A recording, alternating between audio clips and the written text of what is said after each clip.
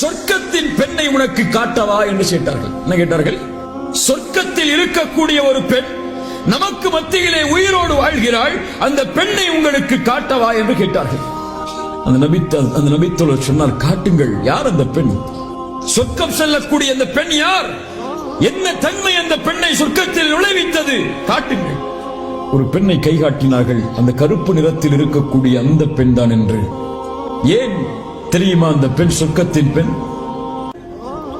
வலிப்பு நோயால் பாதிக்கப்பட்டிருக்கிறேன் யா ரசூலல்லாஹ்,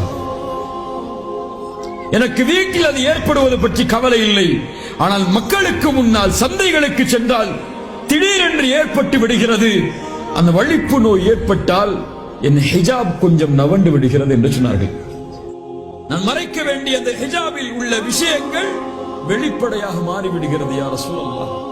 யதகஷஃப், ஆடை விலகுகிறது என்றால் முழுமையான ஆடை விலகுவதை பற்றி அந்த பெண் அங்கே சொல்லவில்லை. ஒரு பெண் ஹிஜாபை அணிந்து எதை மறைக்க வேண்டுமோ அது கொஞ்சம் வெளிப்படுகிறது. இன்றைய முஸ்லிம் பெண்கள் இல்ல மாஷா அல்லாஹ் பாதுகாத்தவர்களை தவிர